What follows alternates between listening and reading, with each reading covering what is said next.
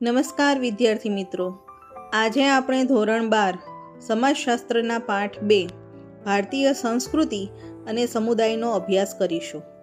ભારત એક એવો દેશ છે જ્યાં ભાષા, ધર્મ, વેશભૂષા, ખોરાક, ઉત્સવો, સંગીત અને જીવનશૈલીમાં ખૂબ વિવિધતા જોવા મળે છે. છતાં આ બધી વિવિધતાઓની વચ્ચે આપણને એક પ્રકારની એકતા પણ જોવા મળે છે. ઉદાહરણ તરીકે આપણે માત્ર પોતાના કુટુંબના વડીલોને જ નહીં પરંતુ અન્ય વડીલોને પણ માન આપીએ છીએ. ઘરે મહેમાન આવે ત્યારે અતિથિ દેવો ભવની ભાવનાથી તેમનું સ્વાગત કરીએ છીએ. આવી નાની નાની બાબતો આપણા ભારતીય સાંસ્કૃતિક મૂલ્યો દર્શાવે છે. આ પાઠમાં આપણે 2 મુખ્ય બાબતો સમજવાના છીએ. પહેલી ભારતીય સંસ્કૃતિ અને બીજી સમુદાય. ભારતીય સંસ્કૃતિ એટલે શું? વિદ્યાર્થી મિત્રો, સરળ રીતે સમજીએ તો સંસ્કૃતિ એટલે કોઈ પ્રજાની વિશિષ્ટ જીવન રીતિ. એટલે કે આપણે શું વિચારીએ છીએ, કેવી રીતે વર્તીએ છીએ, શું માનીએ છીએ, કેવી રીતે રહીએ છીએ, આપણા રીત રિવાજો, પરંપરાઓ, ધર્મ, કલા, ભાષા વગેરે બધાનો સમૂહ એટલે સંસ્કૃતિ. ભારતીય સંસ્કૃતિ હજારો વર્ષથી સતત પ્રવાહિત થતી આવી છે. સમય બદલાતો ગયો, નવા તત્વો એમાં જોડાતા ગયા, છતાં તેની મૂળ ઓળખ જળવાઈ રહી છે. આ કારણે ભારતીય સંસ્કૃતિને અનેક તત્વોને સમાવી લેતી ભાતીગળ સંસ્કૃતિ કહી શકાય.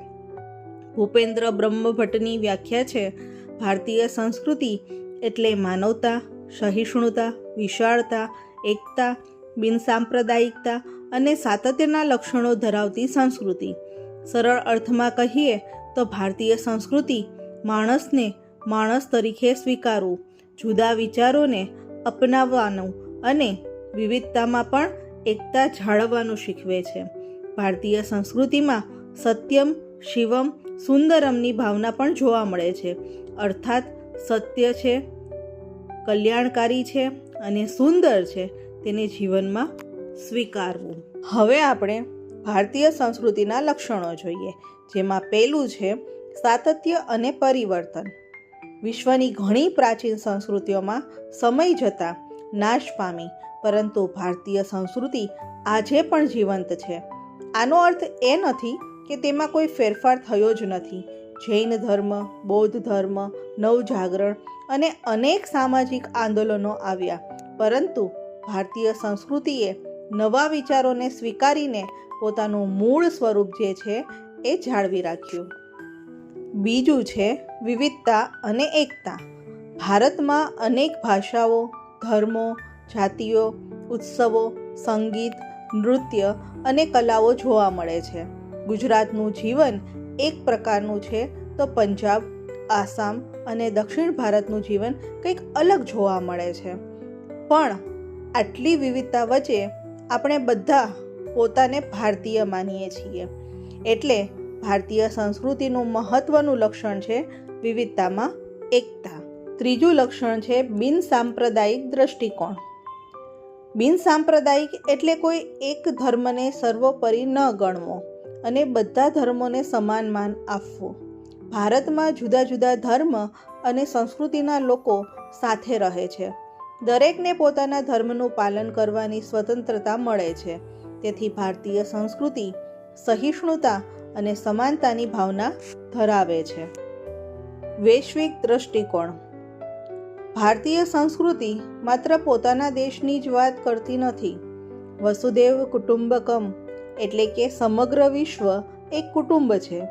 આ વિચાર વિશ્વ શાંતિ, ભાઈચારો અને સહ અસ્તિત્વની ભાવના દર્શાવે છે. પાંચમું લક્ષણ છે ભૌતિકવાદી અને અધ્યાત્મવાદી. ભારતને સામાન્ય રીતે અધ્યાત્મની ભૂમિ તરીકે ઓળખવામાં આવે છે, પરંતુ ભારતીય સંસ્કૃતિ માત્ર આધ્યાત્મિક જીવનને જ મહત્વ આપતી નથી. જીવનની ભૌતિક જરૂરિયાતો અને આધ્યાત્મિક વિકાસ બંને વચ્ચે સંતુલન સાધવાનો પ્રયત્ન પણ કરે છે. વ્યક્તિને મહત્વ આપતી સંસ્કૃતિ. ભારતીય સંસ્કૃતિ વ્યક્તિના જીવન અને તેના કલ્યાણને મહત્વ આપે છે. રાજ્ય અને સમાજનો હેતુ પણ અંતે વ્યક્તિનું કલ્યાણ કરવાનો છે. એટલે અહીં વ્યક્તિ અને સમાજ બંનેનું મહત્ત્વ સ્વીકારવામાં આવ્યું છે. ભારતીય સંસ્કૃતિના 3 સ્વરૂપો સમજવામાં સરળ રહે એ માટે ભારતીય સંસ્કૃતિને 3 મુખ્ય સ્વરૂપોમાં વહેંચવામાં આવી છે. પહેલું છે પ્રશિષ્ટ ભદ્રવર્ગીય અથવા માર્ગી પરંપરા, ક્લાસિકલ કલ્ચર. બીજું છે લોક સંસ્કૃતિ અથવા દેશી પરંપરા એટલે કે ફોક કલ્ચર.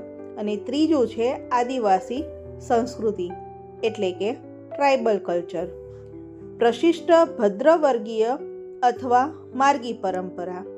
આ પરંપરામાં ભારતના પ્રાચીન શાસ્ત્રો, જ્ઞાનની વિવિધ શાખાઓ અને કળાઓનો સમાવેશ થાય છે, જેમ કે ધર્મશાસ્ત્ર, નીતિશાસ્ત્ર, ખગોળ વિદ્યા, જ્યોતિષ શાસ્ત્ર, દર્શનશાસ્ત્ર, સંગીત, નાટ્યશાસ્ત્ર, વ્યાકરણ, આયુર્વેદ તથા વાસ્તુ અને શિલ્પ.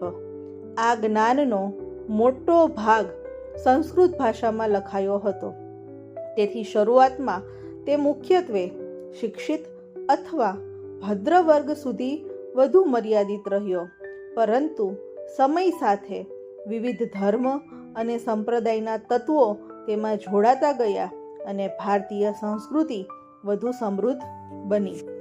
લોક સંસ્કૃતિ ફોક કલ્ચર એટલે સામાન્ય લોકોના જીવનમાંથી વિકસેલી સંસ્કૃતિ. લોકોની રીત રિવાજો, માન્યતાઓ, ગીતો, લોકકથાઓ, કહેવતો, પહેરવેશ, લોકનૃત્ય, તહેવારો, રમતો વગેરે લોક સંસ્કૃતિનો ભાગ છે. લોક સંસ્કૃતિ પુસ્તકોમાં લખાઈને જ વિકસતી નથી, તે ઘણીવાર એક પેઢીથી બીજી પેઢી સુધી મૌખિક રીતે પણ પહોંચે છે. ઉદાહરણ તરીકે જોઈએ, ગુજરાતમાં ગરબા અને ભવાઈ, પંજાબમાં ભાંગડા, મહારાષ્ટ્રમાં લાવણી, અસમમાં બિહુ. આ દરેક પ્રદેશની આગવી લોક સંસ્કૃતિ દર્શાવે છે. લોક સંસ્કૃતિમાં કહેવતો, રૂઢિપ્રયોગો પણ આવે છે. એટલે લોક સંસ્કૃતિ માત્ર નૃત્ય કે ગીત નથી, તે સામાન્ય માણસની સમગ્ર જીવનશૈલીનું પ્રતિબિંબ છે. આદિવાસી સંસ્કૃતિ ટ્રાઇબલ કલ્ચર ભારતીય સંસ્કૃતિનું આગવું સ્વરૂપ છે. આદિવાસી જીવનમાં પ્રકૃતિ સાથે સીધો સંબંધ જોવા મળે છે. એમના તહેવારો, નૃત્ય, ગીત, માન્યતાઓ અને સમૂહ જીવનમાં તેમની અલગ ઓળખ દેખાય છે. પાઠ્યપુસ્તકમાં આદિવાસી સંસ્કૃતિના મુખ્ય 4 લક્ષણો બતાવવામાં આવ્યા છે: કદમાં નાની, વિવિધતા, વિશિષ્ટતા અને સ્વાવલંબન. આદિવાસી કલા, ચિત્રકલા, સંગીત, નૃત્ય, પ્રકૃતિની અંદર એનો પ્રભાવ જે છે એ ખૂબ સ્પષ્ટ જોવા મળે છે. હવે સમજીએ સમુદાય. અહીંથી પાઠનો બીજો મુખ્ય ભાગ શરૂ થાય છે. સરળ શબ્દોમાં ચોક્કસ ભૌગોલિક વિસ્તારમાં સાથે વસતા, સમાન સંસ્કૃતિ અને અમેપણાની સામૂહિક ભાવના ધરાવતા લોકોના સમૂહ એટલે કે સમુદાય. પાઠમાં મુખ્યત્વે 4 પ્રકારના સમુદાયનો અભ્યાસ કરવામાં આવે છે: ધાર્મિક સમુદાય, ગ્રામીણ સમુદાય, શહેરી સમુદાય, આદિવાસી સમુદાય.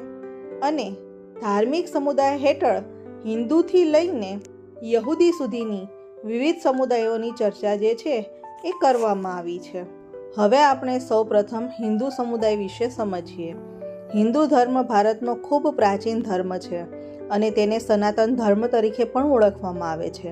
હિન્દુ ધર્મની ખાસિયત એ છે કે તેમાં કોઈ એક જ ઉપાસના પદ્ધતિ નથી. અલગ અલગ લોકો અલગ દેવી દેવતાઓની ઉપાસના કરે છે, છતાં તેના મૂળમાં એક પરમ સત્તાનો સ્વીકાર જોવા મળે છે. હિન્દુ ધર્મમાં મુખ્ય ધાર્મિક ગ્રંથોમાં વેદ, ઉપનિષદ, ભગવદ્ ગીતા, રામાયણ, મહાભારત અને પુરાણોનો સમાવેશ થાય છે. હિન્દુ ધર્મમાં કર્મના સિદ્ધાંતોને ખૂબ મહત્ત્વ આપવામાં આવ્યું છે. એટલે કે વ્યક્તિ જેવું કર્મ કરે તેવું તેને ફળ મળે છે. આ સાથે પુનર્જન્મની માન્યતા પણ જોવા મળે છે. આત્મા અમર છે અને શરીરનો અંત થયા પછી આત્મા ફરી જન્મ ધારણ કરે એવી માન્યતા છે. જન્મ અને મૃત્યુના ચક્રમાંથી મુક્તિ મેળવવાને મોક્ષ કહેવામાં આવે છે. હિન્દુ જીવનમાં 4 પુરુષાર્થ પણ મહત્વના છે: ધર્મ, અર્થ, કામ અને મોક્ષ. અર્થાત જીવનમાં કર્તવ્યનું પાલન, જીવન નિર્વાહ, યોગ્ય ઈચ્છાઓની પૂર્તિ અને અંતે આધ્યાત્મિક મુક્તિ. આ 4 બાબતોનું સંતુલન રાખવાનું કહેવામાં આવ્યું છે. હિન્દુ ધર્મમાં અહિંસા, સત્ય, દયા, ક્ષમા, સહિષ્ણુતા અને પરોપકાર જેવા મૂલ્યોને પણ મહત્વ આપવામાં આવ્યું છે. હિન્દુ ધર્મમાં વિવિધ પંથ અને ઉપાસના પરંપરાઓ જોવા મળે છે. જેમ કે શૈવ પરંપરામાં ભગવાન શિવ, વૈષ્ણવ પરંપરામાં ભગવાન વિષ્ણુ અને તેમના અવતારો, શક્તિ પરંપરામાં માતૃશક્તિ અને ગણપત્ય પરંપરામાં ભગવાન ગણેશની ઉપાસના કરવામાં આવે છે. હિન્દુ સમાજમાં દિવાળી, હોળી, નવરાત્રિ, જન્માષ્ટમી, મહાશિવરાત્રિ અને રક્ષાબંધન જેવા અનેક તહેવારો ઉજવાય છે. આ તહેવારો માત્ર ધાર્મિક જ નહીં, પરંતુ સામાજિક એકતા અને પારિવારિક સંબંધોને પણ મજબૂત બનાવે છે. યોગ, આયુર્વેદ, સંગીત, નૃત્ય, સાહિત્ય, કલા, સ્થાપત્ય, તીર્થયાત્રા, ગુરુ શિષ્ય પરંપરા અને વિવિધ સંસ્કારો દ્વારા હિન્દુ પરંપરાએ ભારતીય સંસ્કૃતિના વિકાસમાં મોટું યોગદાન આપ્યું છે. આ આખી વાતને એક વાક્યમાં યાદ રાખીએ: હિન્દુ સમુદાય કર્મ, પુનર્જન્મ, મોક્ષ, 4 પુરુષાર્થ, વિવિધ ઉપાસનાની પરંપરાઓ અને સહિષ્ણુતા. હવે જોઈએ મુસ્લિમ સમુદાય. ઇસ્લામ ધર્મના અનુયાયીઓને મુસ્લિમ કહેવામાં આવે છે. મુસ્લિમોનો પવિત્ર ધર્મગ્રંથ કુરાન છે. તેઓ એક ઈશ્વર અલ્લાહમાં વિશ્વાસ રાખે છે. તેમના ઉપાસના સ્થાનને મસ્જિદ કહે છે. ઇસ્લામમાં 5 કર્તવ્ય મહત્વના છે: કલમા, નમાઝ, રોઝા, ઝકાત અને હજ.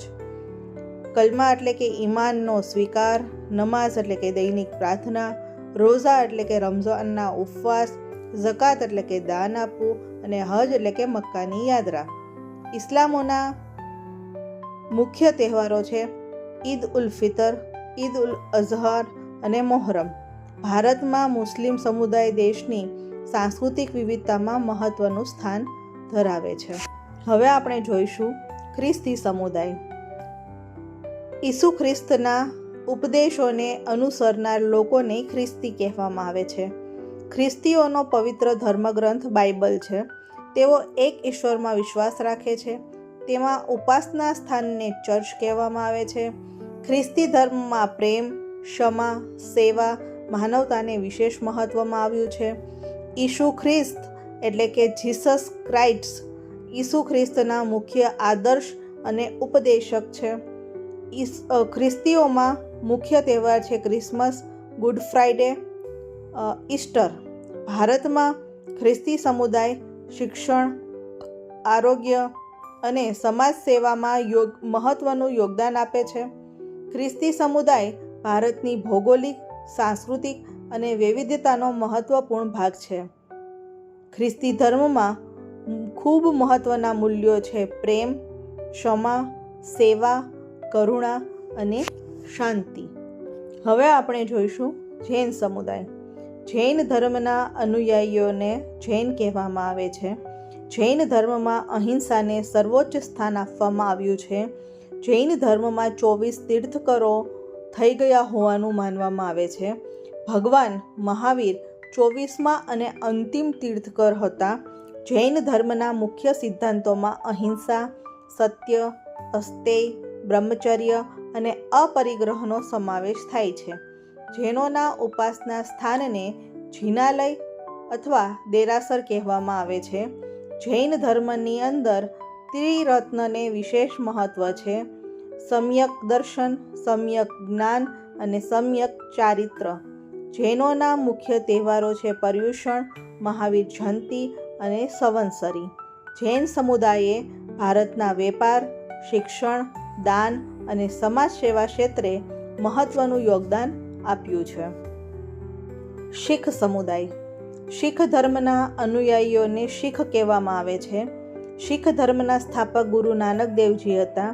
શીખોના પવિત્ર ધર્મગ્રંથને ગુરુ ગ્રંથ સાહેબ કહેવામાં આવે છે. તેમના ઉપાસના સ્થાનને ગુરુદ્વારા કહેવામાં આવે છે. શીખ ધર્મમાં એક ઈશ્વર, સમાનતા, સેવા અને ભાઈચારાને વિશેષ મહત્વ આપવામાં આવે છે. શીખ ધર્મમાં 10 ગુરુઓનું મહત્વપૂર્ણ સ્થાન છે. શીખોના મુખ્ય ધાર્મિક પ્રતીકોમાં ખંડા અને 5 કકરાનું મહત્વ છે. મુખ્ય તહેવારો છે ગુરુ નાનક જયંતિ એટલે કે ગુરુપુરબ, વૈશાખી અને ગુરુ ગોવિંદસિંહની જયંતિ. શીખ સમુદાયે ભારતના રક્ષણ, ખેતી, વેપાર અને સમાજ સેવા ક્ષેત્રે મહત્વનું યોગદાન આપ્યું છે. શીખ ધર્મના 5 ક ખૂબ મહત્વના છે: કેશ, કંઘો, કડો, કચ્છ અને કિરપાણ. બૌદ્ધ સમુદાય. બૌદ્ધ ધર્મના અનુયાયીઓને બૌદ્ધ કહેવામાં આવે છે. બૌદ્ધ ધર્મના સ્થાપક ગૌતમ બુદ્ધ હતા. ગૌતમ બુદ્ધનું મૂળ નામ સિદ્ધાર્થ ગૌતમ હતું. બૌદ્ધ ધર્મની અંદર અહિંસા, કરુણા, મધ્યમ માર્ગ અને સદાચારને મહત્વ આપવામાં આવે છે.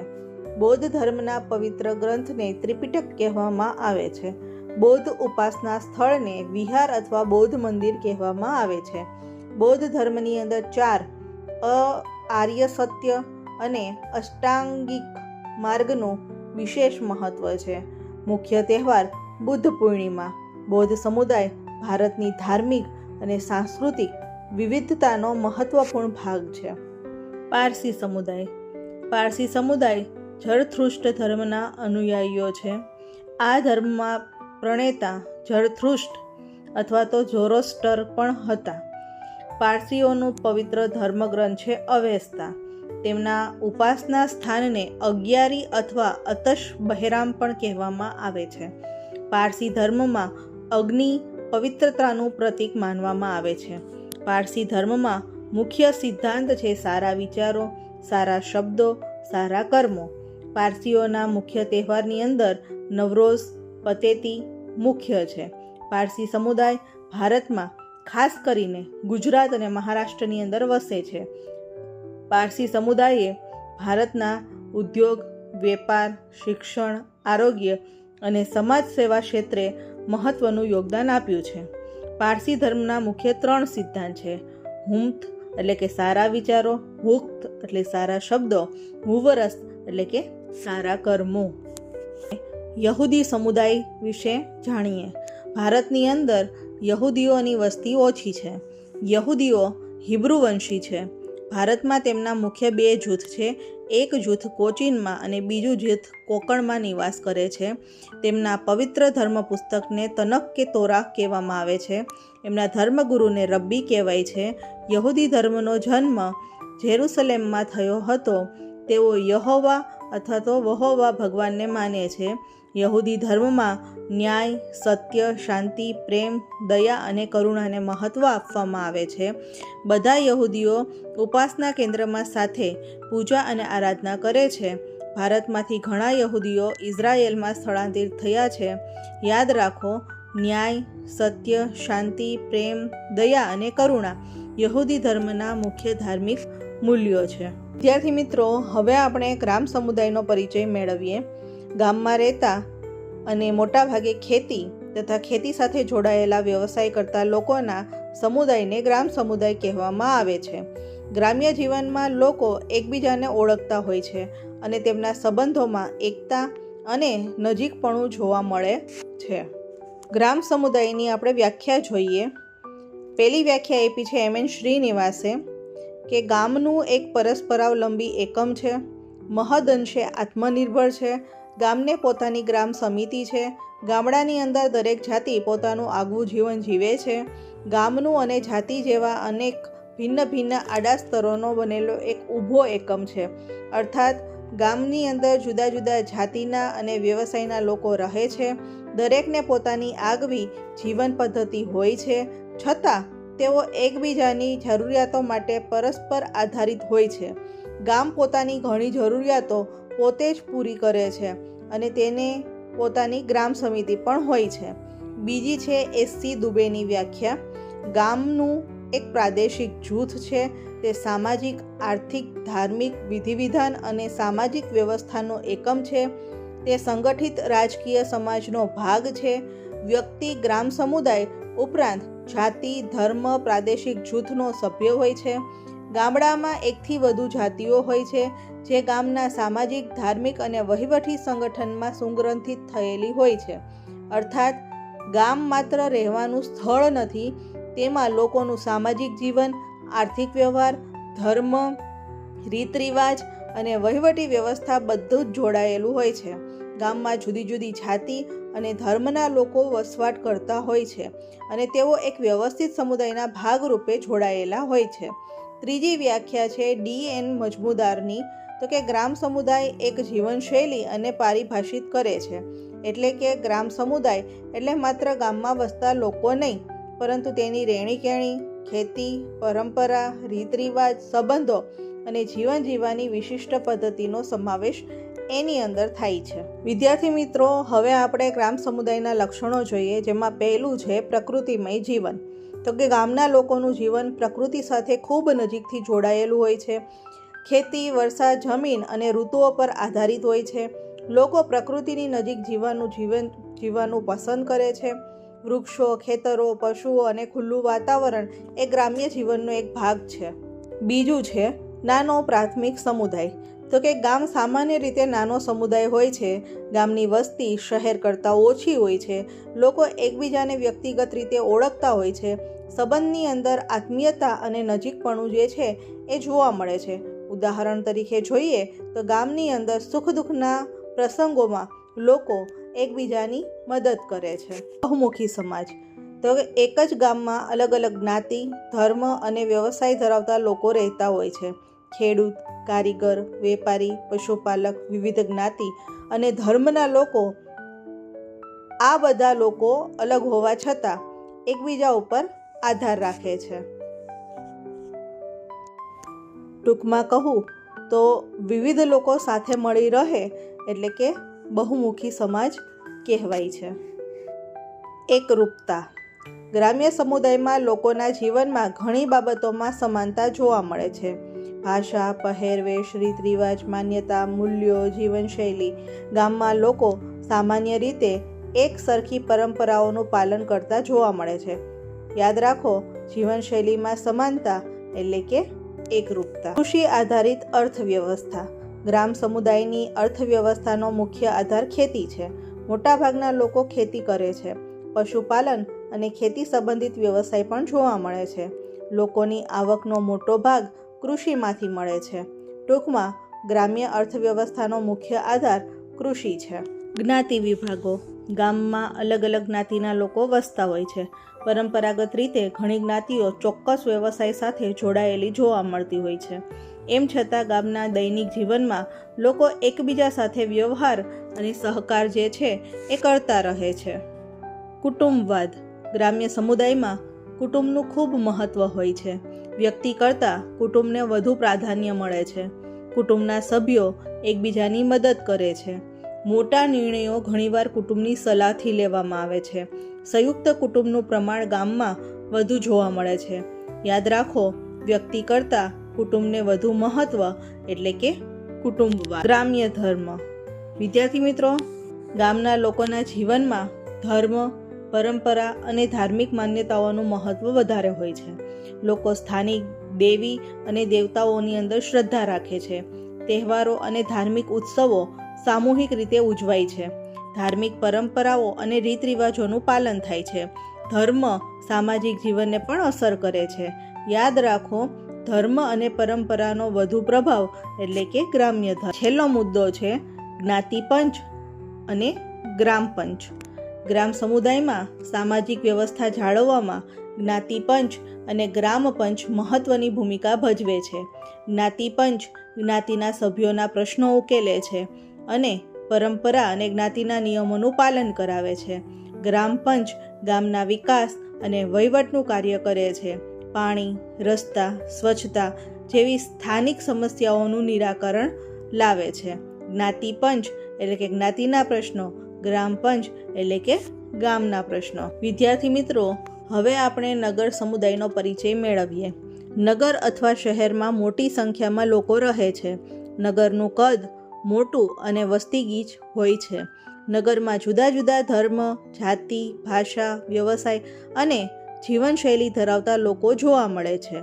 લોકો વચ્ચેના સંબંધો મોટા ભાગે ઔપચારિક અને કામ આધારિત હોય છે. નગરોમાં ઉદ્યોગ અને વેપાર, વાણિજ્ય, શિક્ષણ, આરોગ્ય અને અન્ય સેવાઓ વધુ જોવા મળે છે.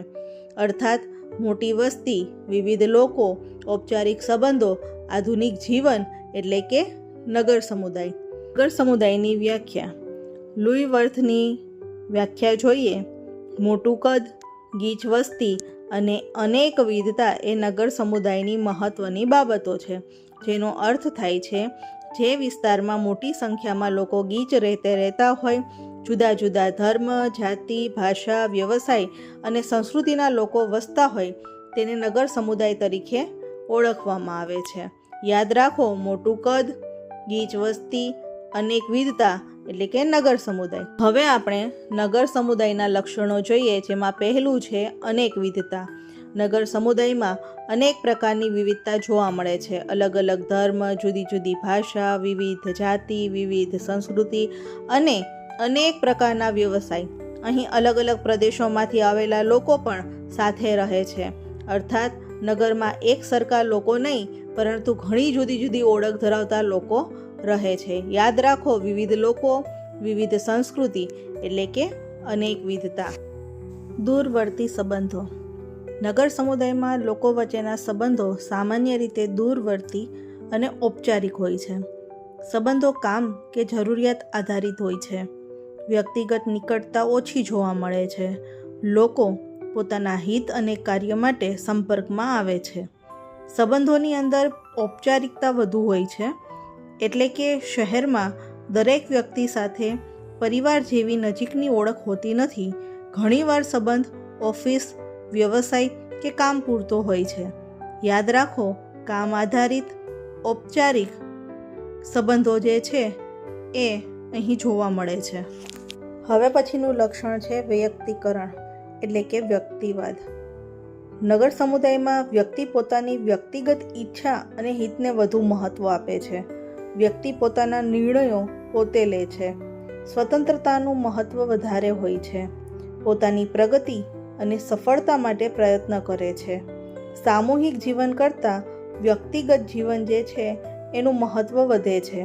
એટલે કે નગરમાં ઘણી વખત વ્યક્તિ મારે શું કરવું છે એ વિચારને વધારે મહત્વ આપે છે. વૈયક્તિકવાદ અથવા તો વ્યક્તિગત હિત, સ્વતંત્રતા એટલે કે વ્યક્તિવાદ અથવા તો વૈયક્તિકરણ. સામાજિક ગતિશીલતા. નગરમાં વ્યક્તિ પોતાના સામાજિક સ્થાનમાં ફેરફાર કરવાની તકો વધુ હોય છે. શિક્ષણની વધુ તક, રોજગારની વધુ તક, વ્યવસાય બદલવાની તક, આર્થિક પ્રગતિની તક, જીવન સુધારવાની તક.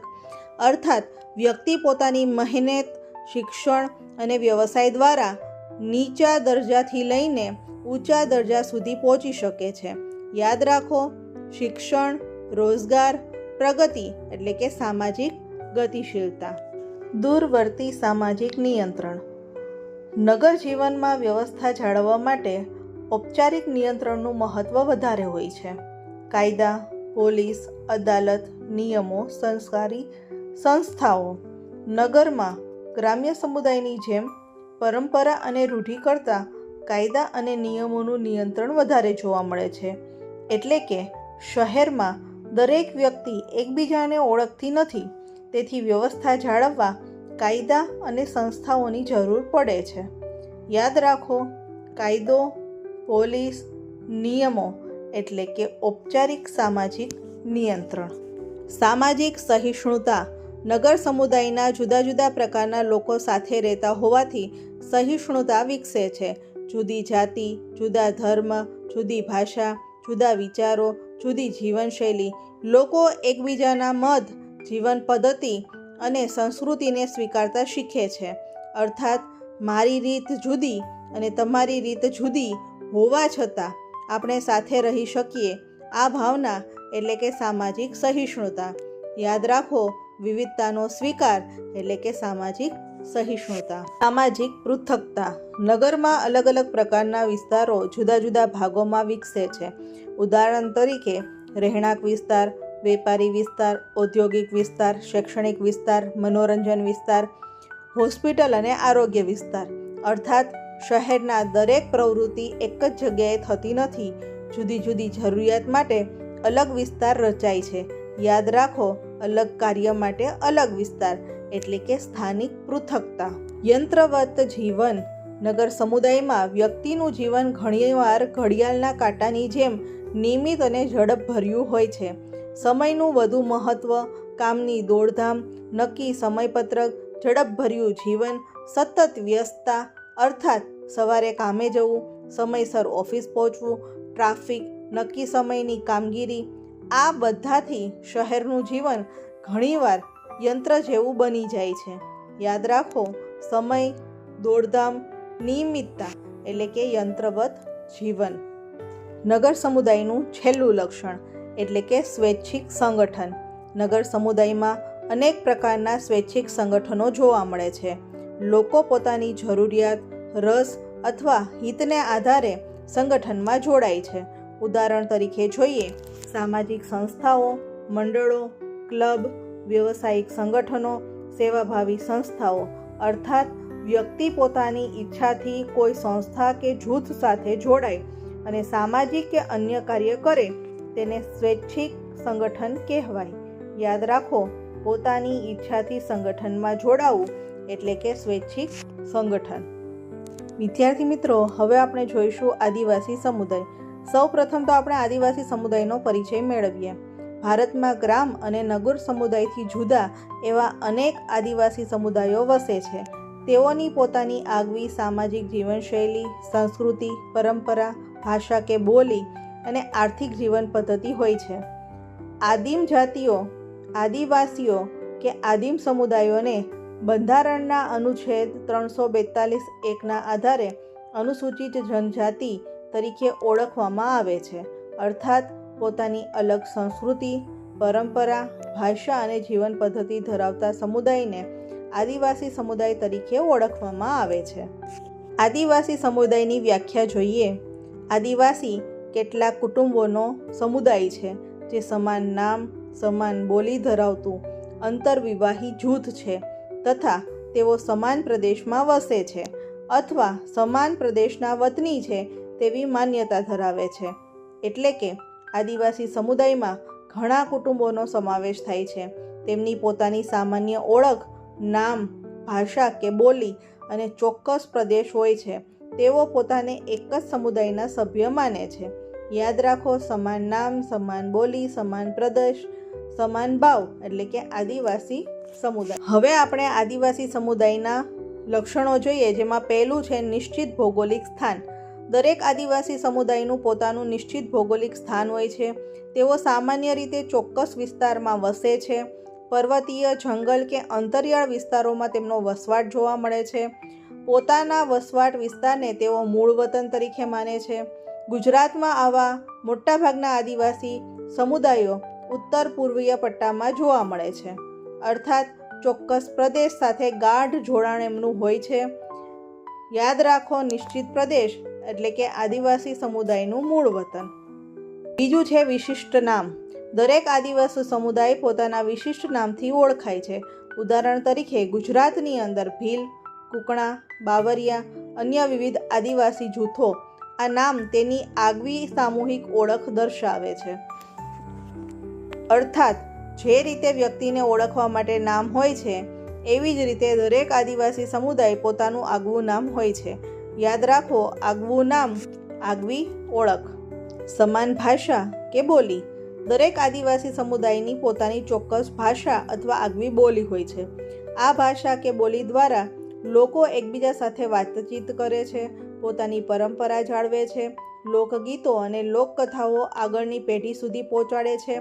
સમુદાયની એકતા મજબૂત બને છે. અર્થાત એક સરખી ભાષા કે બોલી સમુદાયના સભ્યોને એકબીજા સાથે જોડે છે. યાદ રાખો, સમાન બોલી એટલે કે સામુદાયિક એકતા. સમુદાયના સભ્યો વચ્ચે પરસ્પર અવલંબન. આદિવાસી સમુદાયના સભ્યો વચ્ચે પરસ્પર સંબંધ અને પરસ્પરાવલંબન જોવા મળે છે. તેમના વ્યવસાય, કુટુંબ જીવન, લગ્ન વ્યવસ્થા, સામાજિક પ્રસંગો, રોજિંદા જીવન એકબીજા સાથે જોડાયેલા હોય છે. એટલે કે સમુદાયના સભ્યો એકબીજાની મદદ અને સહકારથી જીવન જીવે છે. યાદ રાખો, પરસ્પર મદદ, સહકાર એટલે કે સામુદાયિક જીવન. એના પછીનું લક્ષણ છે યુવા ગૃહો. કેટલાક આદિવાસી સમુદાયોમાં યુવાનો માટે અલગ યુવા ગૃહો જે છે એ જોવા મળે છે. યુવા ગૃહની અંદર સામુદાયિક શિક્ષણ જે છે એ આપવામાં આવે છે. જીવન નિર્વાહની રીતો શીખવવામાં આવે છે. શિકાર માટેની તાલીમ અપાય છે. સમાજના ધોરણો અને મૂલ્યો શીખવવામાં આવે છે અને યુવાનોનું સામાજિકીકરણ કરવામાં આવે છે. એટલે કે યુવા ગૃહ એ યુવાનોને તેમના સમાજની જીવન પદ્ધતિ, નિયમો અને પરંપરાને શીખવે છે.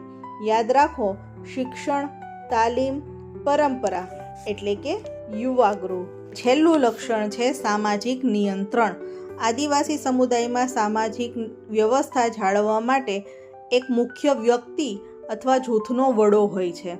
તે સમુદાયના નિયમો જાળવે છે, સભ્યોના વર્તન ઉપર નિયંત્રણ રાખે છે, વિવાદો ઉકેલવામાં મદદ કરે છે અને પરંપરાઓનું પાલન કરે છે. એટલે કે સમુદાયની અંદર શિસ્ત અને વ્યવસ્થા જળવાઈ રહે એ માટે વડા અથવા પરંપરાગત નેતૃત્વની મહત્વની ભૂમિકા હોય છે. યાદ રાખો, વડા, નિયમો, શિસ્ત એટલે કે સામાજિક નિયંત્રણ.